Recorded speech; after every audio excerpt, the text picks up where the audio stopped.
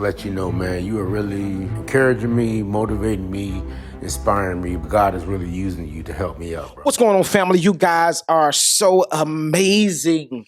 Listen, I want to welcome you to another episode of AOS the podcast. I'm Mr. AOS Inspires, your host. I hope that everybody is doing well. Do me a favor. I need you to do me a big favor. I need you to go ahead and share this video and share this podcast wherever you listen to this thing at. This is going to be a ride for the books because it's kind of like it's borderline contradictory to a lot what people say. Some people say different, but this is going to be something that a lot of people going to disagree with. Now, before I get started with this topic, I'm considering tonight. We're in the studio. We working, so I'm considering talking about the video that went. It's kind of going semi-viral right now. If you go to our Facebook page, Facebook is lit. Instagram, it's not really doing too much. It's doing all right, maybe two. I think it hit 2,300 views, something like that. A few comments, 100 comments, something like that, something slight. TikTok, they just did that video, did 100, but I mean, like 300 views. But on Facebook, it's going ham. I mean, it's like over 500 comments, 1,000 likes, which is crazy, right? 1,000 expressions, likes, love. Y'all know what I'm talking about. But I'm thinking about doing a whole episode on that, talking about, because this is what I brought up. I said that when you go on a date, ladies, make sure that you have your own money just in case the relationship, or not relationship, the dating night, the night goes left, right? You need to have your own money to get. And it was crazy because so many people are saying, that's old information. This guy is whatever. My mama told me. But a lot of people didn't know. So I think I might go ham on that one. This is going to be similar to, you already know how we do it. We bust down clips to get you interested so you can listen to the long form video, which is this, and you can really hear our views and hear what we're talking about. But on today, let's go get it. This episode, this is what we're going to talk about on today. Don't marry potential. Watch this.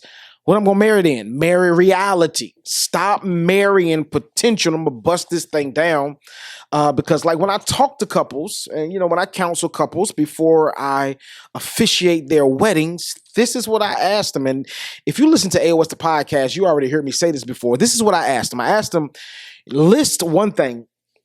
And I want you guys to really analyze this for yourself as well, your own relationship. Analyze one thing, list one thing that you don't like about the person. List one thing, just one thing that you don't like about the person. And when people come back and say, listen, I can't think of nothing, you're not ready for marriage. If you cannot list, if you cannot tell me one thing that you don't like that get on your last nerves about this person, you're not ready to get married, let alone be in a committed relationship. I need you to go back out and start dating some more, court her some more, court him some more, find out something about them because you don't know enough. If you don't know enough of about them that piss you off, you're not ready to move to the next level. I promise you. You're not ready. Because if everything about them, they're the best thing, I've been praying for them. Look, listen. We talk about real issues and before, because I think that this is crazy, right? Let's really be honest. A lot of people look at marriage as something that I can just walk away from. Let's really be honest. People look at marriages as something that I can walk away from. So a lot of people go into marriages not worrying about the prerequisite or doing the groundwork first. Why? Because it's something I can just walk away from it. If I get tired of you, I'll fall out of less. Crazy. Because a lot of younger relationships, younger marriages, they fall out. I fell out of love. No, you ain't fall out of nothing. You just overlooked some certain signs from the beginning, and now you tried to overlook it, but now you have invested time and money and everything else into this marriage and this relationship. Now you're tired of, now you can't bear the weight. You knew you couldn't bear the weight from the beginning. You didn't want to bear the weight from the beginning. And I'm going to listen, I'm going to find the perfect person to do a podcast. I want somebody on an episode that we can talk about, why did old marriages last? even when the man was cheating, because and the reason we lead with man cheating, because back in the day, women cheated too, but you really didn't hear too many women cheating on their husband, right? They were faithful. That's how the old women did. And the old women didn't believe or don't believe, because there's still some older women that's married with older values, right? They don't believe in divorces. I'm going to stay with my man. I know he ain't nothing. I know he messed around on me. But I'm going to tell you a difference too.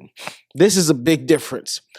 Back in the day, the men may have cheated, may have did everything that they did. But one thing that the older men or the older generation men did that the younger men don't do now, they took care home. Right? Have you watched the movie Fences? I mean, he did his thing. Denzel Washington, he did his thing outside of the house. But this is one that he made sure that check came home every Friday or every other Friday, and he gave it to his wife. Like, and that's, and I believe this is gonna be that'll be a great episode. I believe that a lot of older marriages, right, older couples, I believe that they lasted. Why? Because men valued home first. I'm not saying that it was a award for taking care of home and stepping out, and that gave you the leeway to step out. No, that's not what I'm saying. I'm not celebrating that. But if you look at the two, you have the younger generation man, and women, y'all can holler back at your boy. You got the younger generation man that beats on a woman, that does talk crazy to her, use her money, use her car, is broke. This joker broke. And I thought about this. How you broke and you hitting on a girl?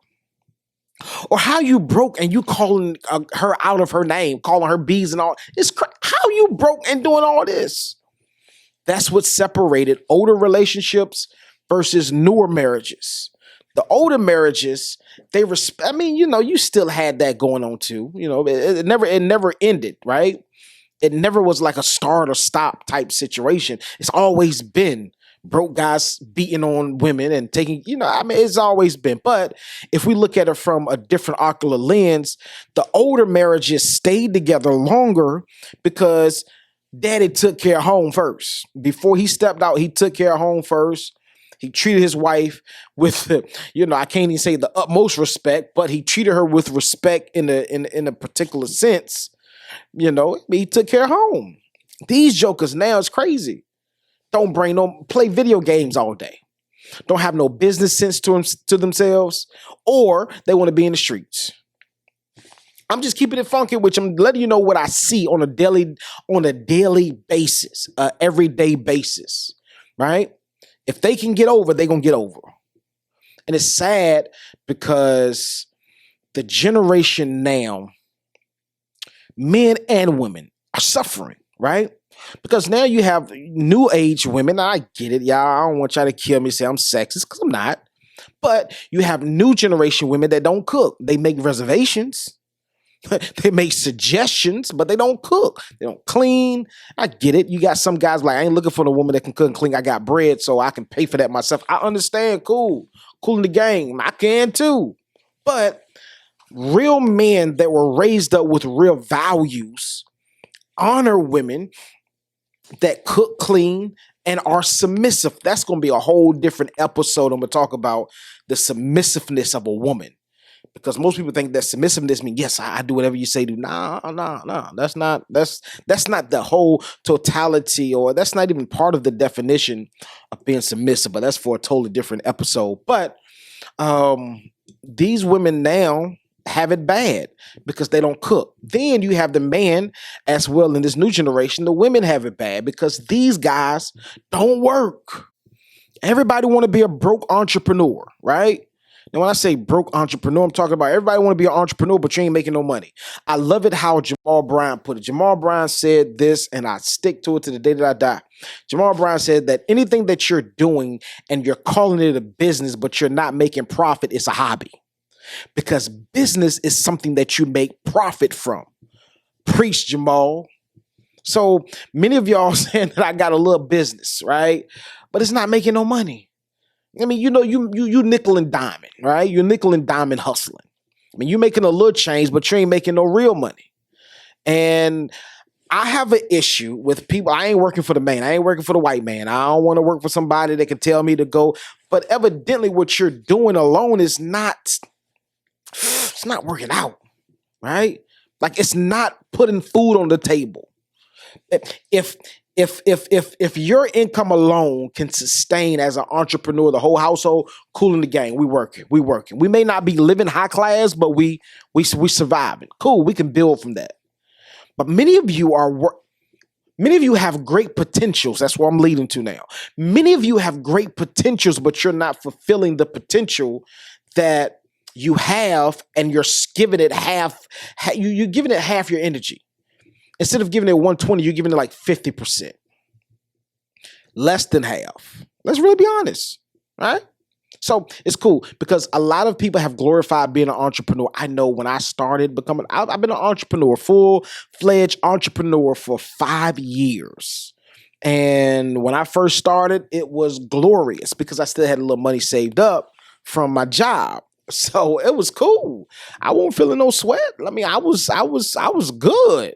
Right? Until them bills start rolling in for real and savings begin to get depleted. I'm like, yo, I got to get on the grind. I remember because I had quit my job and I started a t-shirt company, which I still have, which does pretty decent. You know, we get a few orders. And that's not really my main focus. That's why. But I don't market it like I used to. But I remember my first month, my whole orders came up to like $2,000. And I think the profit was about $1,500 that month. Didn't cost me much because I had majority of materials, right? So I profited $1,500 from those orders. Then I did another order. I remember this. I never forget this. Then I did another order that month. The order was like $1,700. The whole order was $1,700, and my profit from that $1,700 was like I want to say $1,300 was profit.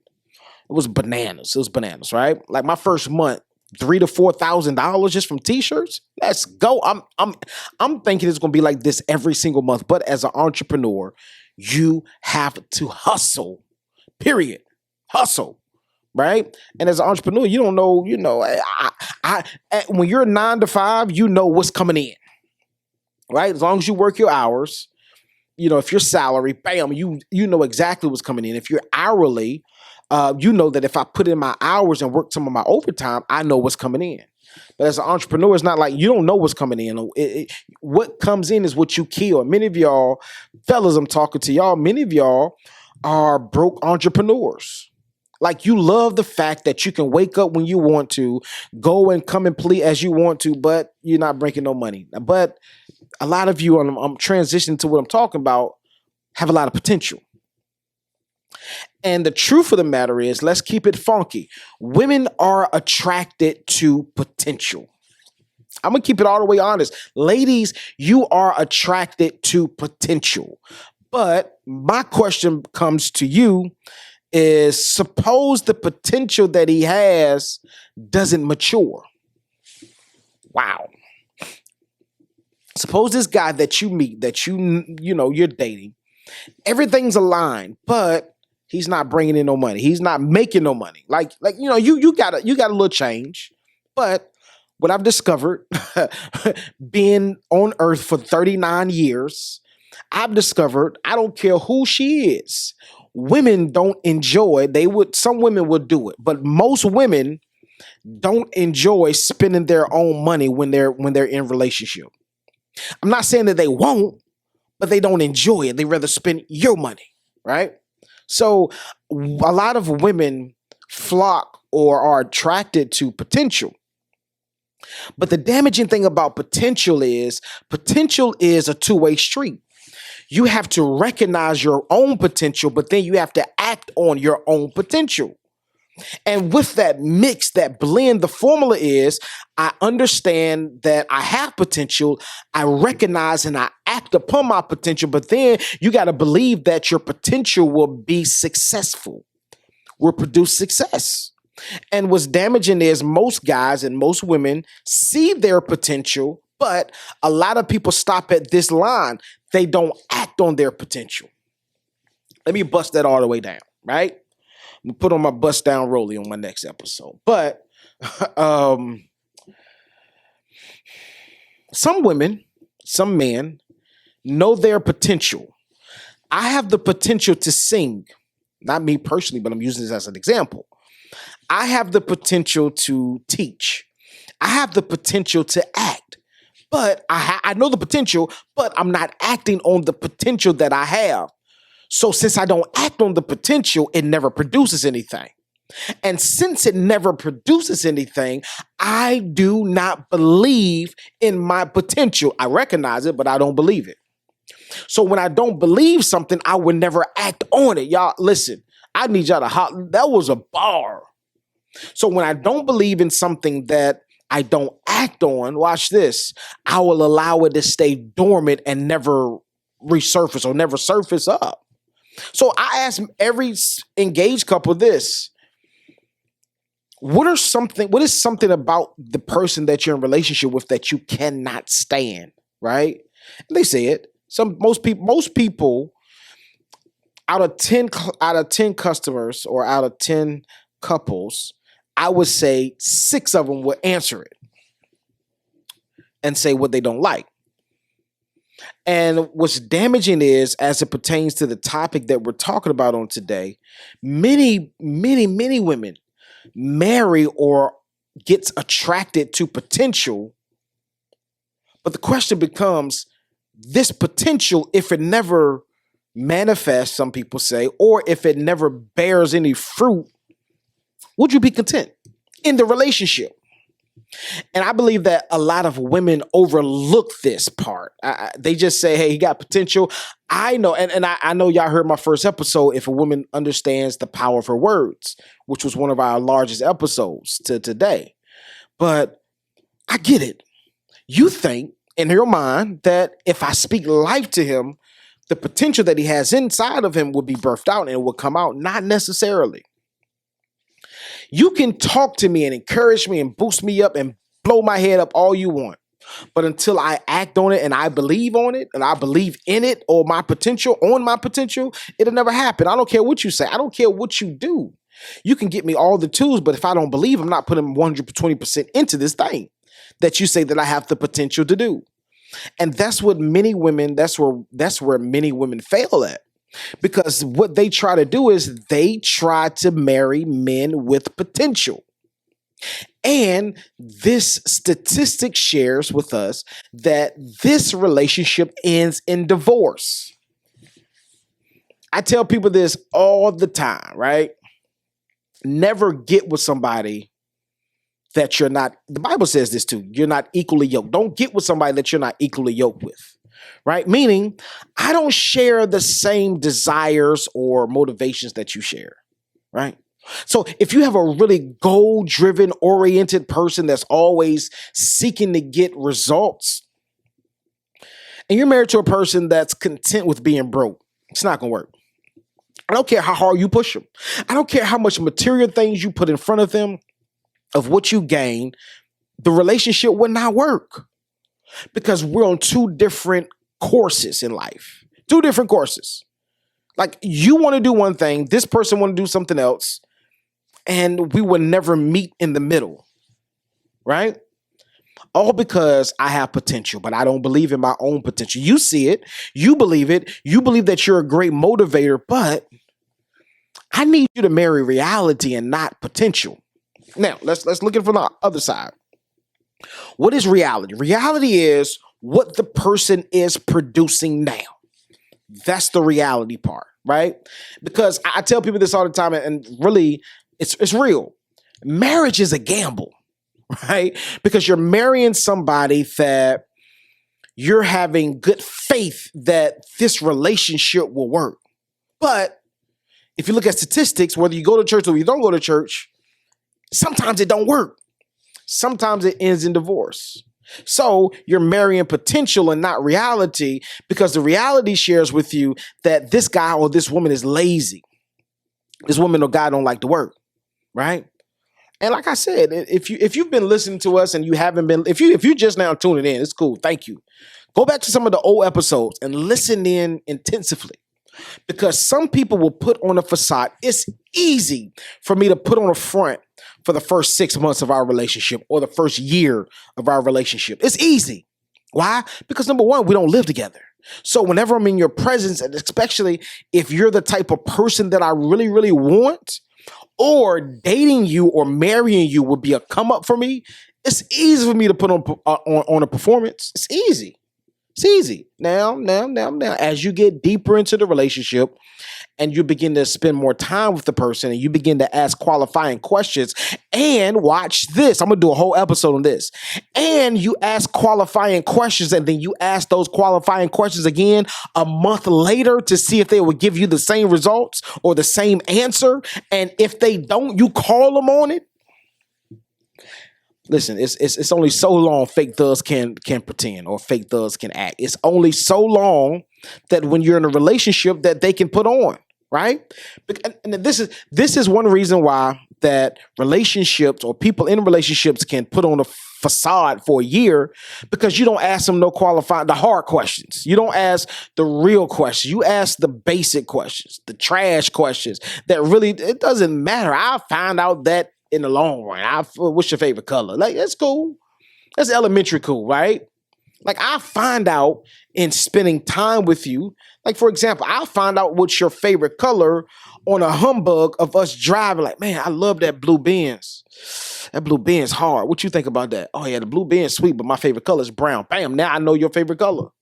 Right? So I think that so many of y'all ask elementary questions in the beginning, and this is why you get the results that you get, because you ask elementary questions, but you don't ask the hard questions, the real questions. Look at about my old episodes. I told y'all the real questions to ask. I mean, I told you the credit, finances, right? Like, I need to pull up Credit Karma right now. I know it's not 100% accurate, but let me see the ballpark figure of where your credit score is. I know you got it on your phone. Matter of fact, if you don't have it on your phone, pull it up. Let's do it together. Ask their hard questions. Why? Because this is your life that we're talking about. Ladies, stop wasting so much time on a brother that's not going nowhere, right?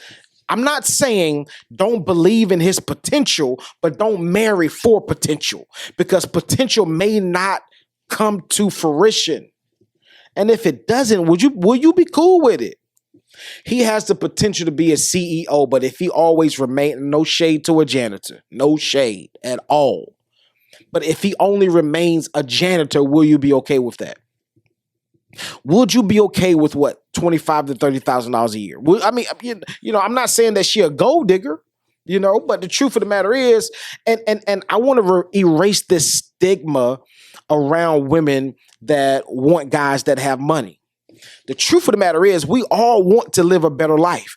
I don't find anything wrong with a woman wanting a guy that makes six figures. I find no issue with that. I find no issue with a woman saying, I need a guy that can bring some real money to the table. Now, let's qualify this thing.